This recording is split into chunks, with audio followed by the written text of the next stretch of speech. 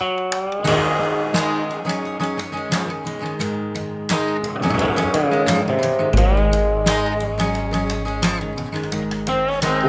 to the Mouse and Men, where we explore the grown-up side of Disney.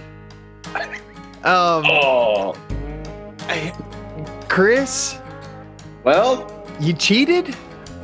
well, I guess if we're just gonna start out of the gate here, yes, I did. I recently went on a vacation to Orlando, which I alluded to here on the show a few times, but never saying exactly where I was going. I went to our favorite Walt Disney World, the world of Walt Disney, its biggest competitor. I went on a family vacation to Universal Studios with not just me and my family of four, but my extended family as well. My mom and dad, my brother and his family, and then my family. We all went on a vacation to Universal. So I'm here to come clean and talk to you and the fans of Walt Disney World about why in the world I would do such a thing. Well, if you have been to Universal, have really good, maybe some bad things to say about it, find us on social media. You can find those links to our social media profiles over at themouseandmen.com. We're on Facebook, Instagram, Twitter. You can also, while you're there, find our top 10 reasons or top 10 things for grown-ups to do in Walt Disney World. Do we have a top 10 things for adults to do in Universal? Well, we might after today's episode. We'll have to see what Chris says. But Chris, let's just dive into your experiences at Universal Studios.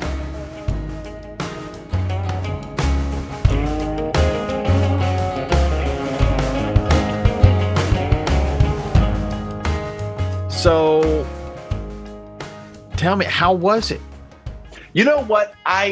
So let me preface it this way. My family and I, especially going back to when my wife and I started dating, we just turned into Disney nerds, Disney fans, Disney super nerds to a degree, just like learning everything from the little nuances of where all you can find a hidden Mickey here and there to where's the best place to get frozen yogurt on site, or just the love of, kind of like we talked about last week, 50 different reasons why we love Disney in all of its capacity, whether it's entertaining us in movies or on Disney Plus, or actually being there in the parks. But when my extended family and I, so my mom, my dad, my brother, his family, and my family, we all started talking about this time last year about our kids getting up in age. I've got a son now who's 15. I've got a niece that's 15, and then my daughter's 13. We have another niece that is 10, 11 at this point. And we're talking about the fact that the kids are getting older. Maybe they wouldn't appreciate Disney at this stage in the game. And because I think they obviously haven't been listening to our podcast. True. What they were doing was leaning on our experience from when I was growing up and nearing teenage years and thinking about going to Disney versus Universal. Again, in the 90s, it was a really different thing, which I'll go on to explain in a minute. But we went to Universal one time, like the second week that it was in existence. So it was maybe July or June of 1990, 1989, something like that. I went to Universal then, and that was my only experience with it until a few weeks ago when we went again. So I want to compare, but I've got like a lifelong history with Disney. And then like 30 years ago, I went to Universal for a day or so, and now I've gone again. So it's been a long time coming, but it's nice to be able to compare and contrast, even though it was the weirdest thing to do to be in Orlando for an entire week and to know that I was staying not far from Disney itself, and then to not even pierce the gates. It was bizarre to know that it was that close, and we didn't experience Disney at all. So it felt a little like I cheated, which the title of this episode will go on to say, because I did. Like my love of Disney is still as strong as it's ever been, and it was right there, and yet never went. It didn't even go to the free stuff. Didn't go to Disney Springs. Didn't drive around, any of that kind of stuff. So it was definitely a bizarre experience. But I do now like the fact that I can compare and contrast, at least for my family, moving forward as to what vacations in the Orlando area will look like. Yeah, that's awesome. Okay, so tell us a little bit about what Universal looked like the first time you went as a teenager. Sure. That's a really good question, because I was really excited. We went on this grand vacation again, around 1990. I forget the exact opening year for Universal, but it's either 1989 or 1990. And my family went on a cruise that year. And then because Universal Studios was opening, we thought, hey, we're going down to Miami to go on a cruise, and we're driving there from Alabama, where I grew up. Might as well, on the way back home from the cruise, stop by and see what Universal Studios is all about. At that point, again, I was probably 12 years old, something around there, 11, 12. I had been to Disney 2 times, never been to Universal. So we went, and it was like the second week things were actually open. And so there were rides that were shut down because now they've got people coming in, shut the rides down. But the big, huge intellectual properties there at Universal. And at that point, it was just Universal Studios. It wasn't Universal Studios and City Walk and Volcano Bay Water Park and Islands of Adventure, where a whole other world awaits you with rides and activities and stuff. It was just Universal Studios. But the big marquee things in those days were Jaws and Back to the Future. And so there was like all this excitement because the week before, I remember us driving down and watching from a hotel. We were watching the TV, the news show, and they were having these parades of like, Universal Studios is finally opening up. And look, there's the actual stars from Back to the Future, Marty McFly or Michael J. Fox and Christopher Lloyd, who plays Doc Brown. Like they were there on site. And I was like, we're so close. We'll be there soon. And I'll get to like hang out with Michael J. Fox. Again, that was my 11, 12-year-old brain. Didn't actually happen because he didn't stick around for me to come a whole week later. But it was great for what it was then. E.T. was a ride that was really memorable. And actually, E.T. is the only ride that is still rideable or in existence now in comparison to all the other rides that were there when I first went way back in the early 90s. So there's only one ride still there. So you can still see the big fish hanging down to where Jaws used to be. And there is a DeLorean and an old like Doc Brown train car made in like for the very final scene or so of Back to the Future 3. Those are there, but those are the relics that say that this is what Universal Studios used to be. Here's all this other cool stuff that Universal is currently. And so it's a very different. I think that maybe 1 or 2 times I would turn down a road or an alleyway and go, oh, I remember this. But everything else is kind of like evaporated from my memory, which is interesting. What's very interesting is you mentioned that you're driving from Alabama down to Miami. Mm-hmm. And the reason that Walt Disney picked the Orlando area to place Walt Disney World was he needed a place where he could get a lot of land fairly cheap. He wanted a place with weather where he could have parks open year round. Mm-hmm.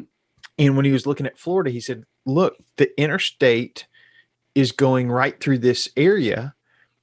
And as people are going down to Miami, because Miami was the travel destination, especially for the Southeast, or go down to the Keys, go down there. And he said, let's create a place where they have to drive through and see it. And they want to stop, even if they're only stopping on their way down or their way back. And so the fact that y'all were stopping on your way back was just proof that his idea was going to work. I also find it interesting that ET ride is all that's left from opening day, where you go to someplace like the Magic Kingdom or heck, even Disneyland, and there are tons of rides. Maybe they've been refurbished, updated a little bit, but they were opening day attractions from, the over 50 years ago. So just very interesting how one park changes almost everything and another park changes, I don't know, half of it, maybe not even that much. That's a good point because, I couldn't tell you the origin story of Universal Studios, and I can't tell you the origin stories of most huge companies like Disney or Universal NBC or whatever it currently is called, because it's gone through several different name shifts over the years. But I can think very clearly about the origins of Disney and Walt and his story and his drawing, and then all of the different characters that he tried before the mouse came into being, and then him doing just little bitty one-off cartoons here and there to actually doing a feature-length film. Like I have read books on Walt Disney. Couldn't tell you who the founder of Universal and that empire is. And so I wonder if Disney having constantly thinking about like, what does this look like in the history of what we are becoming as Disney? Because we need to keep an eye on the past and honor Walt and the legacy of the guys that really built that and those early Imagineers, and nod to them. Even when you take down a ride, there are still things that nod to what used to be there. And here's where Walt actually walked, those types of things, where it doesn't have necessarily that that love of the history of it at Universal. And I think it's two different things. Again, Disney is rooted in tradition. Universal, I feel like that part of their marketing is like, come see the coolest, latest thing, which Disney does some of that as well, but it just is a different focus. And so again, maybe we could see where the Back to the Future DeLorean was, or the Jaws shark hanging upside down. But it's like, let's bulldoze these over and get it, because we want fresh rides for the people to ride when they get here. Not to say that everything feels fresh and that forward thinking. Some of the rides felt, and I'll talk about this in a second, some of the rides felt like, this is what is comparable to a Disney ride, or that ride was very similar to the other ride that I just got off of, because they're just kind of like, you sit in a seat and you put on 3D glasses and they shake you a couple of times, and that's kind of the ride. Yeah. And not to say that they weren't entertaining, but it felt like that the innovation on some of it was lacking. Whereas in other of the rides at Universal, it blew my socks off. And so definitely some things to compare and contrast when it comes to comparing it to Disney, and then to just like, are they just shoehorning a Despicable Me ride in here because they own that and they can put something like that in there? Or is it a true, like, we're going to build this from the ground up as this new experience? Some of them felt like, oh, if I ride the Jimmy Fallon ride and I ride Despicable Me and I ride the Transformers ride, it is kind of like, again, I'm experiencing something as a 3D or a 4D experience, but not necessarily like a ground up build of a completely different thing, the experience that I've never seen before, sort of thing. Yeah, I agree. And just as a side note, you and your wife have recently, in the last 5 years or so, been to Universal as well, correct? Yeah. Has it been it may somewhere around been, there? Yeah, it may have been a little bit longer than 5 years. We went down. Jessie had never read the Harry Potter books or seen the movies until we got married. She became a Harry Potter fan. We said, let's go check out Harry Potter World. And so we did 2 days in the parks, one at each park, experiencing Harry Potter World. And that's really all we went down there to see. Gotcha. We saw some other Universal stuff, but for us, it didn't have that same magic. It didn't have that same allure that Disney World does. Yeah. So that, and I can't remember exactly when that was, but it was probably 6 years ago. Okay.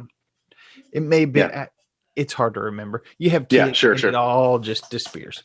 No, that's true. That's true. But one of the reasons why I asked that is because I knew that you had experienced a few of the things that I did, having gone there. And there are a lot that is in Universal Studios that reminds me of Disney. So they're comparable. Yeah. They're theme parks. They're going to make rides based on intellectual property that they own as a company. And it makes a lot of sense that there are going to be a lot of similarities. And then there are a lot of things that are different. And that I just, now having been, I wrote down a lot of those differences just so I could remember if I was to go back to Universal Studios soon, to just like remember these types of things. One of the things that were just very familiar is the fact that you're in the Orlando area and you're outdoors for the most part. When you go into the parks, there's a lot of line queues and rides that are inside buildings, which is nice because of the air conditioning. But for a lot of the day, you're just outside in that Florida heat.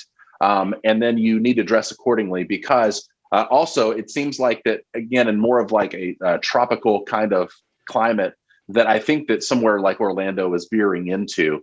If you just look on a world map, it just seems like it's kind of similar to where like Orlando, or when I have been to Hawaii before, it just seems like that in some of these more tropical or warmer climate destinations, that it's just going to be very hot. It's going to be very humid, and it's going to probably rain at some point throughout the day. And so keeping that in mind was something that I could have done a better job. Like, again, I didn't really know all of the differences. Like, there are a lot of rides that, unlike at Disney World, Universal requires you to, like, if you've got a backpack, or if you've got a cell phone, or if you've got anything in your pockets, you have to put those in a locker before you even get in line, or when you're getting closer to the ride. And so because of that, you kind of have to be ready to go, like, if I have to put everything in this locker, is there anything that I absolutely need that they will allow through? Because if you get up to the front and you've got a cell phone and they told you to put it away earlier, you just can't get on the ride with that cell phone. So they will take you out of line or make you go back to your locker. So those are really important to take into consideration. But it's something that I experienced on Harry Potter and the Forbidden Journey, which is one of the big Harry Potter rides there, is you have to put all of your stuff away, but part of the line that you're in is going to be outdoors. And so 2 times, one hurt us, and the other time we were kind of under a canopy and not completely out of doors, was it just started pouring. Both times we were in line for that ride.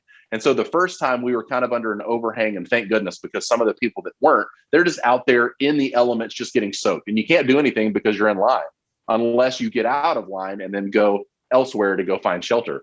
And so that was kind of interesting. And I was like, oh man, those poor people. Almost the very exact time, the very next day, I was in line, but in more of the uncovered area. The rain came again, and I wasn't prepared. And so then me and my wife and my daughter, we just got soaked to the bone and just standing there. So if I had to do it again, I maybe would come with cargo shorts, and then always just have my poncho in one of the pockets of the cargo pants. So even if I am not with the rest of my belongings, I still have enough pockets to take care of myself with a poncho, a simple poncho, one of those you get for $1 or less at your local store. Just keep it in your pocket there. And if you're going to be kind, you can have one or a couple there for your family and multiple pockets. But a poncho, even when you're not with the rest of your belongings, is very important down there, especially when you have to give up your backpack or your sling or your fanny pack or whatever you may be carrying around all day.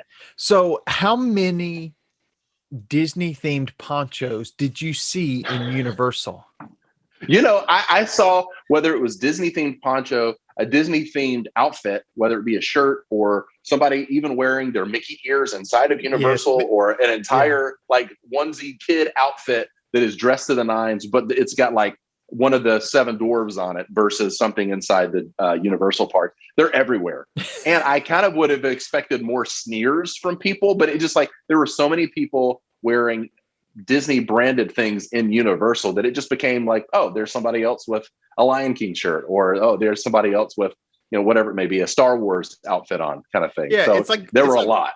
It's like walking into a Reebok store wearing a Nike shirt. You got the big old check mark. You got to think that the employees are just like, oh, we can't win, because I'm sure there are Universal IP, memorabilia, paraphernalia, whatever you want to call it, walking around Walt Disney World as we speak, but it's greatly outnumbered. By Disney IP.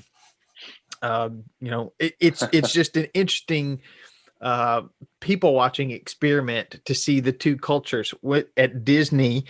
And we talked a little bit about this last week, where you go in and the Disney characters have no perception of the outside world. And I think a lot of people kind of buy into that. They're only wearing Disney characters on their shirts. They're wearing the ears.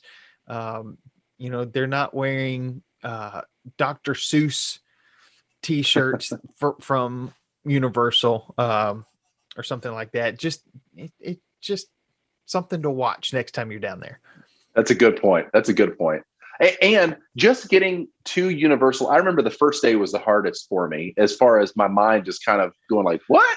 Because I'm used to, walking down Main Street and a little mini parade will break out, or a character meet and greet will just start happening, or, some thing that I'm normally seeing, whether it be a Disney IP or just those, the barbershop quartet that's there, those sorts of things. There is similar things happening at Universal, but it's not Disney. And so I keep waiting for like Mickey to walk around a corner because I'm at a theme park in Orlando and he just doesn't. It's a Dr. Seuss character, or it's Marilyn Monroe kind of thing. And so it is just a whole different cast of characters, very similar feel, very similar smell, but definitely a different world in being at Universal versus Walt Disney World. But another comparison is just the idea that, you're going to be in long lines, going back to the rain stuff. If you do get stuck just there drenched, like you do if you ride a water ride at either park, or if you are get stuck in the elements,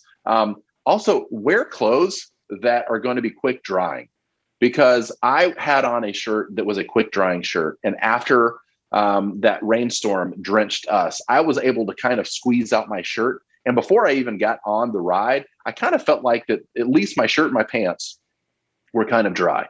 Now my socks and my shoes were a whole different thing, which is a whole other, tip to tell people, is to just wear comfortable shoes that dry as quickly as possible. So whether or not you like the style of them or not, a nice Teva kind of sandal that they're Velcro, they dry relatively easy. You don't have to deal with socks, but they can strap on and they're comfortable all day. Those are pretty ideal for a midsummer, or Central Florida experience to where you're going to a theme park, because you're just going to get stuck in those kinds of things. And so the quicker things dry, the better. But again, and be diligent with sunscreen on your feet, because it's a place that can get sunburned easily. It's always facing the sun, but also if you're not really diligent, if you're not using, SPF 250, you will get those sandal tan lines that are just so sexy.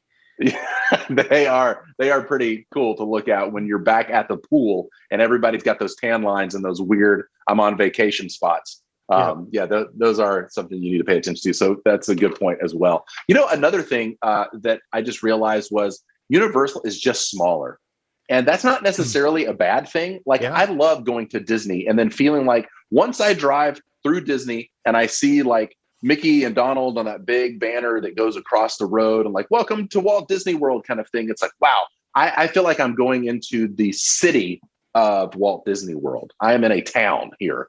But Universal, you can kind of see from the interstate where everything is. And so that's kind of nice, because the Universal City Walk, which is just right behind on the picture that you have behind you, Universal City Walk is kind of like Disney Springs, or Disney downtown Disney in Disneyland in California.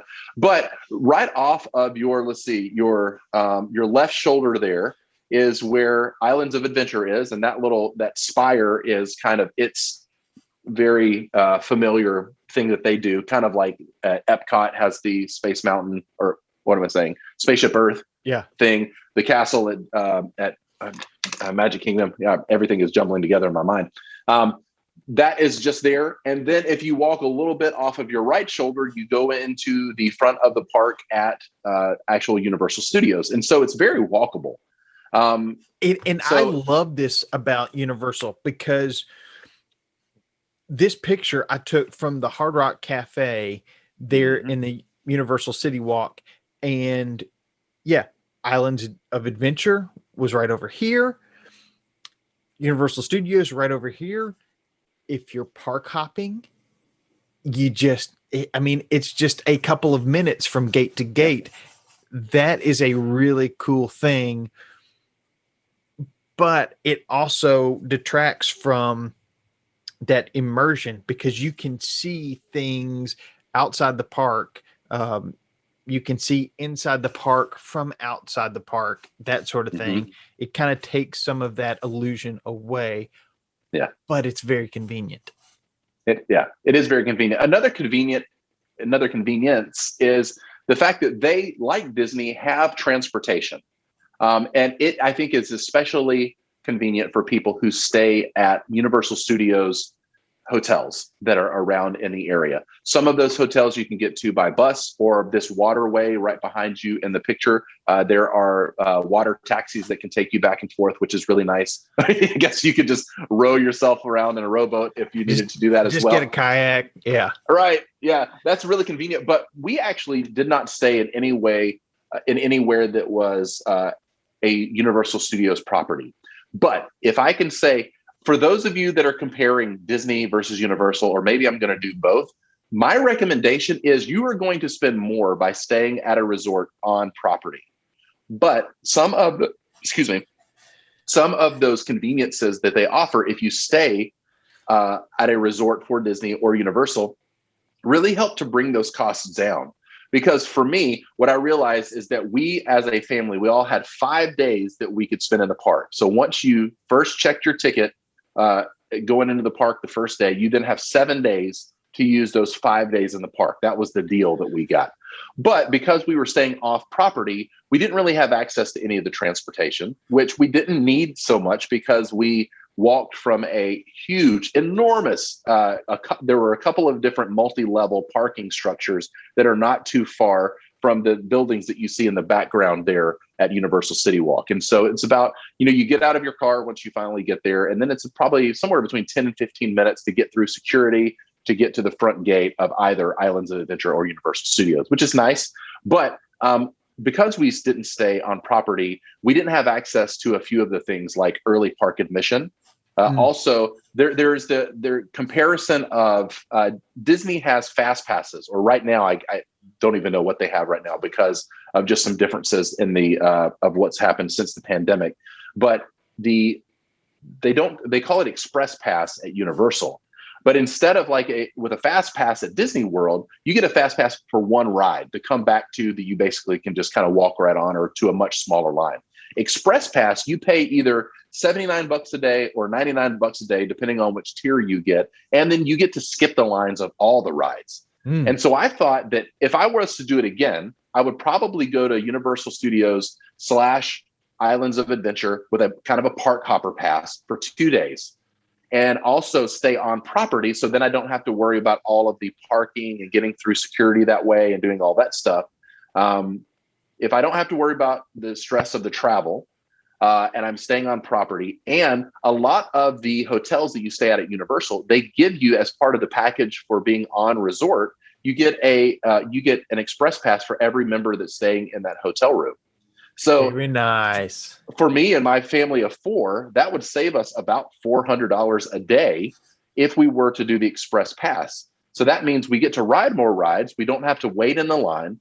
We are closer because we're on resort. And so even if you're paying to stay at the Hard Rock Hotel, which you and I did close to a decade ago when we did an event there at Universal Studios, that cost really comes down if you're trying to get the most out of going in the parks and riding as many rides during the day as possible. So that's a big, big draw to stay on property, even if you have to pay way more than you would if you were staying off property, because you can do so much more, not have to wait in the lines once you're in the parks, but also not have to wait in what for us was there. I think there were 2 of those days. It was more than an hour from when we left our hotel to when we were finally walking through the doors because of the traffic to get in, and then the parking traffic. And then once you get off, there's traffic to go through the metal detectors, and there's traffic to wait to stand in line to go through the parks. So those are a lot of considerations when you're staying off property versus on.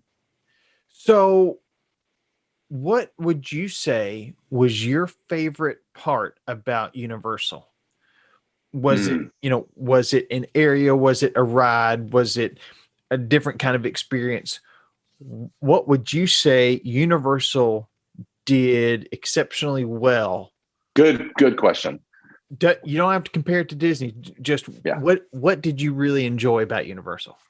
Highlights. I love a good thrill ride. I love the amount of thrill rides that they had at Universal Studios. They had several, whether it was at Universal Studios, there were a few Harry Potter rides that were just exceptional.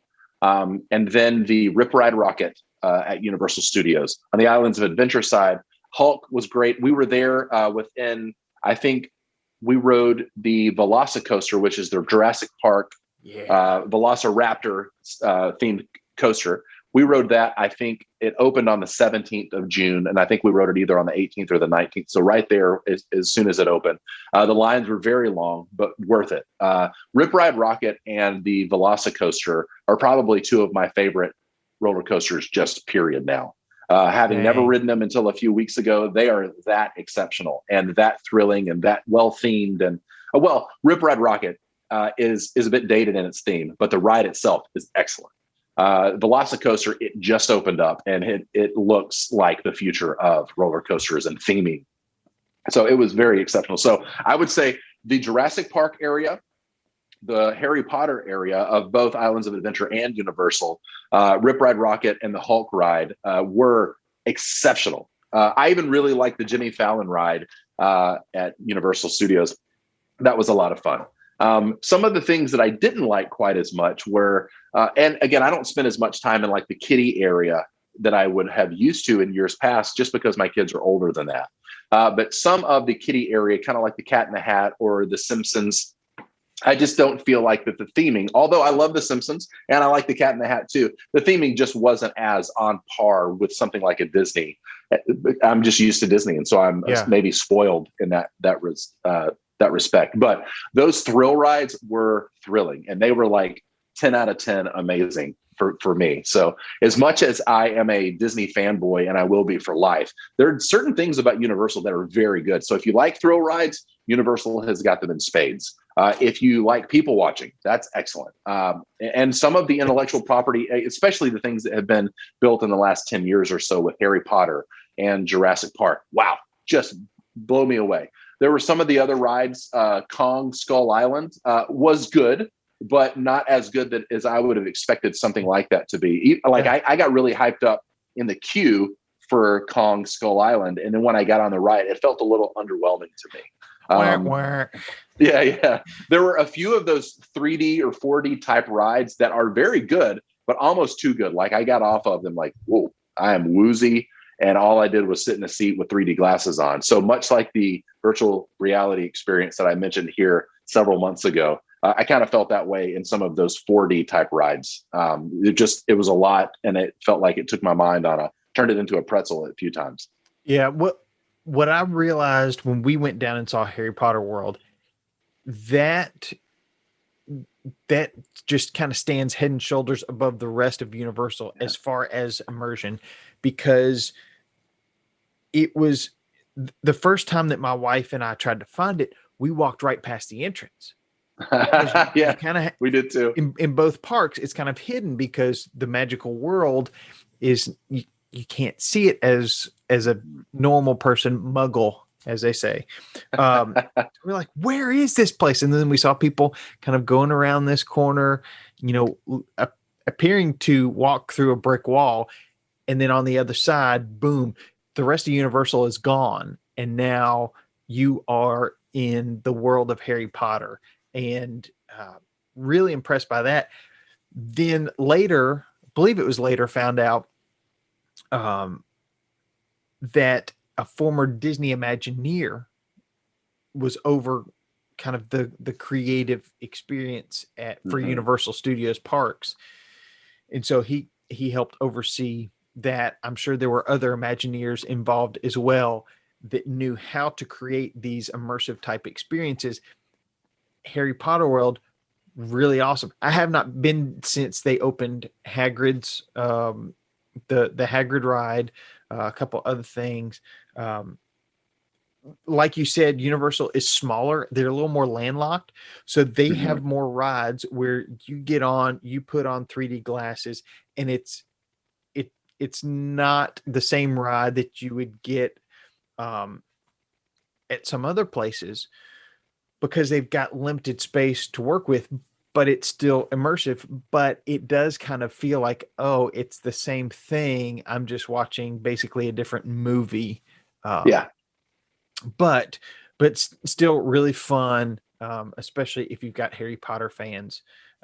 And I can't wait to try the Jurassic Park stuff with kind of the resurgence of the Jurassic Park series now. The Velocicoaster was one, again, being in the queue and then getting on the ride were both so top notch that like I applaud Universal. Again, being a Disney super fan, it's hard for me to give other places props, but like that ride is spectacular. And everything that we did Harry Potter, from trying butterbeer to eating a candied apple to standing in line at all the different rides, the Escape from Gringotts or the actual Hogwarts ride, the motorbike ride with Hagrid. That's probably in my top 5 roller coasters of all time. It was just it was so well done. It was themed well. The ride was different than I would have expected. Especially the last 10 to 15 years of Universal putting things at Universal Studios, I tip my hat. Man, they have done an excellent job. Well, knowing how highly those rides are now ranked in your list, mm-hmm. I know for a fact what Flight of Passage is like. Yeah. A friend of mine just got back from Disney World. He was texting me as he got off the ride, just saying how awesome that was. So I want to know how these compare to Flight of Passage. Neither of us have been to Galaxy's Edge to experience any of that. Want to know how those rides compare to these now in Universal. So Chris, I think we've got some comparisons coming up that we need to do. Yeah, I agree. I think that those need to be dedicated episodes of like, okay, now in the last 10 years of Disney, the last 10 years of Universal, let's compare and contrast how they stack up as we're into a new century or a new millennium kind of park experiences, because they both come a long way. And you're right. I've not experienced the Pandora from Avatar world at Animal Kingdom. I've also not experienced Black Spire Outpost for Star Wars, and those kinds of immersive things. When I hear other people saying, I rode this ride and I got off and I got a little choked up because it was that amazing of an experience for me. Like, I had a few of those at Universal here in the last couple of weeks. I cannot wait. Like, maybe what you and I need to do, even if we just have one day, is like, we're going to get park hoppers to Hollywood Studios and Animal Kingdom to be able to experience both of those worlds and finally be able to compare and contrast. And then maybe we do another day where you and I do Harry Potter, including the Hogwarts Express, which, just as a note, you can find this several places online and at other YouTube things. But just remember, if you decide you want to do that, you want to experience everything that Harry Potter is offering there at Universal Studios, you need a park hopper pass, or whatever they call it in Universal language, in order to ride the Hogwarts Express in between the two parks, because it connects the Diagon Alley area with the Hogwarts and Hogsmeade area in two separate parks. And so even that is amazing to think that you actually board a train and you go to a new destination. Yeah. I think that Universal Studios has done an amazing, excellent job of combining that. I just didn't get to experience that portion because we didn't have park hopper passes. So what, in summary, what is there anything you want to add about your Universal experience, or anything you want to say to just kind of sum it up? Yeah. I'm still a Disney fan at heart. And so it did feel like I was cheating on Disney to go down there and to go to another park. But I really enjoyed my time. You can't go wrong with going to Universal Studios. You're going to have an entertaining time. Now, I feel like that some of the immersivity of the parks in general, of the area, like what's in the background there at Universal City Walk, I just am comfortable with the way that Disney does it. I like everything from Universal. Even a couple of years ago, when you and I went down there on a business trip, and where that picture was taken there behind you, it was amazing. I love that everything that Universal has to offer. I just am comfortable with the brands, seeing that from a Disney perspective. And so you're going to have a great time regardless of where you go. But if you're more comfortable with those Disney IP, those intellectual properties that Disney has to offer, things from Pixar, Star Wars, Marvel, Disney classic things like Cinderella, Snow White, all of those types of things, they're just what are synonymous to me with theme park experiences, just because I've been such a Disney fan for so long. You're going to take a day or so to get used to the fact that none of those are at Universal, but Universal has some amazing things. Like we said on the 50th anniversary show, I wish that Disney would have done whatever it could have done to bring Harry Potter under the Disney banner, but since it didn't, That is probably the closest to me as far as immersive experience and theming, and the depth of the theming is really at Harry Potter. That was excellent. And so, and I think that if you're a Harry Potter fan, which there's a lot of crossover with Disney and Harry Potter fandom, that if you want to experience that, it's worth it. It's worth it. It's worth paying for a park hopper ticket to be able to experience all of it.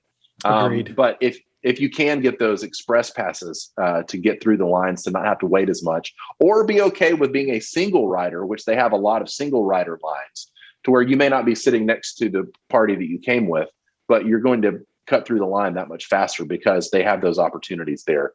So try Universal. It doesn't mean that you're actually cheating on Disney, but you can really do some good comparing and contrasting.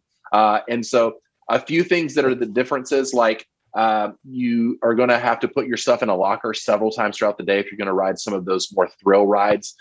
Be prepared for that. The weather is the same as that it is at Disney World. So be prepared to get rained on, or be prepared to sweat all day. Be prepared to recoat your SPF on there because you're out there in the sun. Those are going to be some similarities as well. But I think try them. I think really go for it because they are wonderful experiences. They may not be Disney experiences. The food for me wasn't quite up to par with all the experiences that I have had at Disney. But something like butterbeer, man, oh my gosh, I cannot believe I can say that I've tried butterbeer, and that's been amazing as well. So there are a lot of comparable experiences and a lot of things that are different.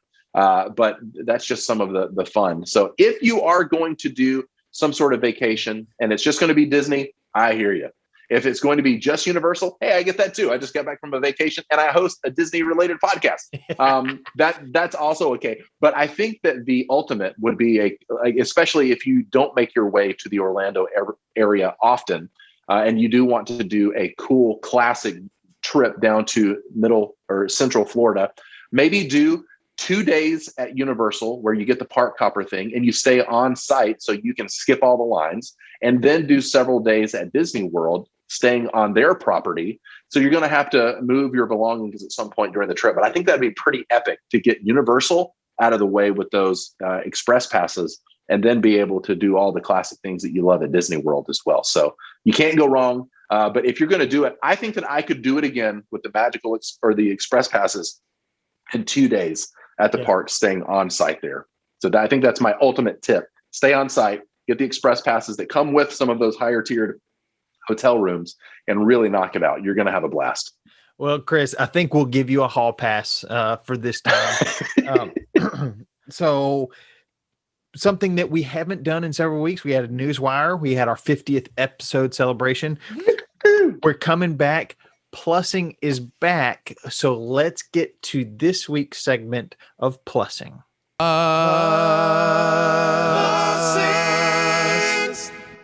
So Chris, just released was a little teaser note that season 2 of The World According to Jeff Goldblum is coming. It's going to happen. We don't know a lot as of now, other than it is happening.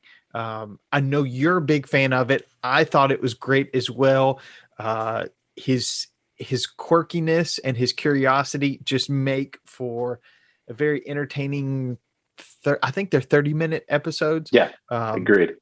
But season 2, another 10 episodes or so coming to Disney Plus sometime.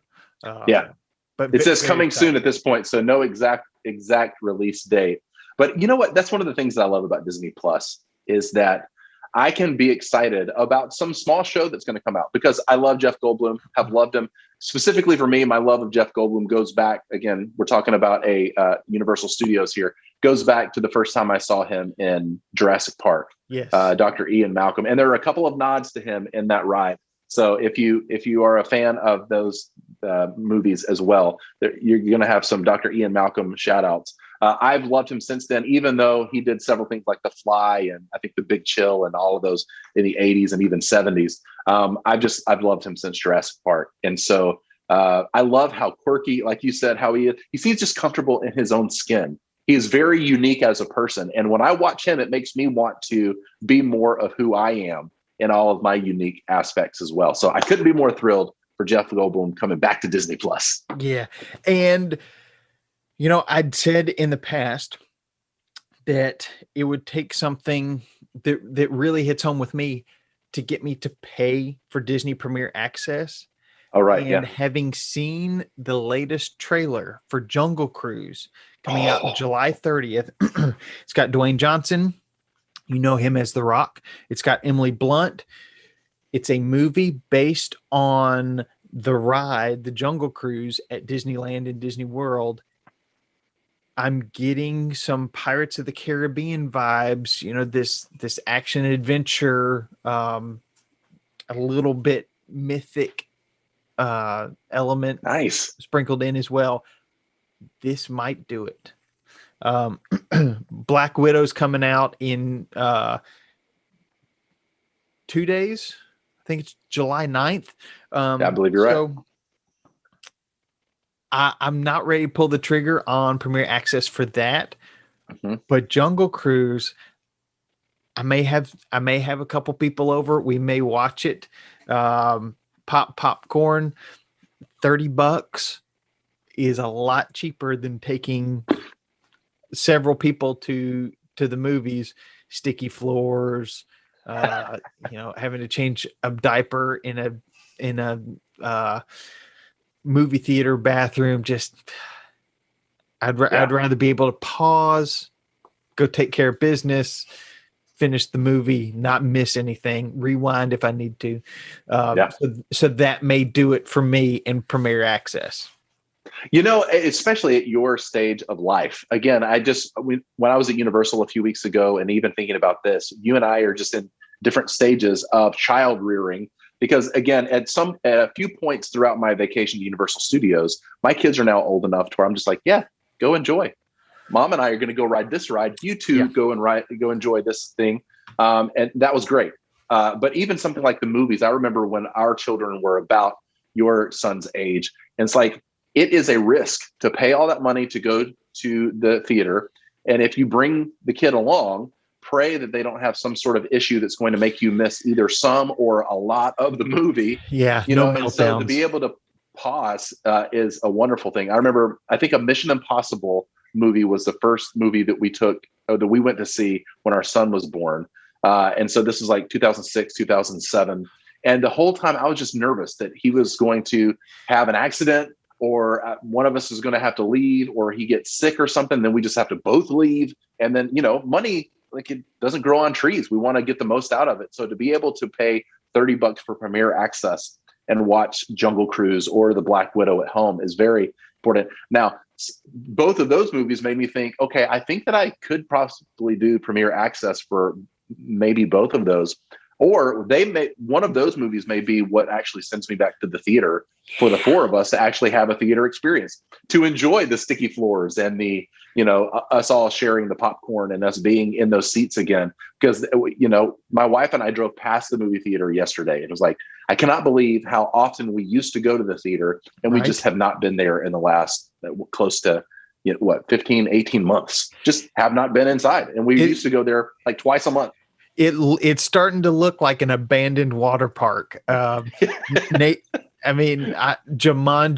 just nature's taking over. It's pretty surreal. You're but right. Hey, if you've been to Universal, tell us your thoughts. Find us online at themouseandmen.com, where you can find links to all of our social media profiles. While you're there, find our top 10 things for grown-ups to do at Walt Disney World. I'm so glad, Chris, I'm glad you cheated. I'm glad we got to talk about Universal, because really, if you're a fan of theme parks, you're gonna like parts of all of them. There are gonna be parts of all of them that you don't like. And I agree. Universal is really fun. Harry Potter World is pretty stinking awesome. And I want to ride the Velocicoaster, get back down there, ride some of those other thrill rides that I haven't ridden in quite a few years. But both parks, Universal and Disney, and a lot of other parks as well, they bring out the inner child in us, the thrill seeking child. It's just a reminder, you don't want to grow up too fast. And although I don't want to do this all the time, if you're going to explore Disney, explore a little bit of Universal, but you got to keep exploring.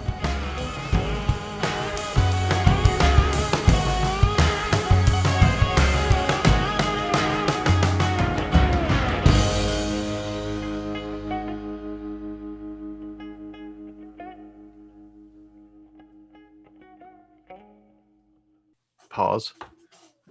I hear people coming down the stairs.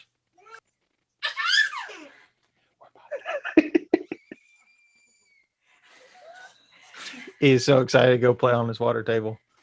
Oh. Bye, Juju. Bye. He's waving.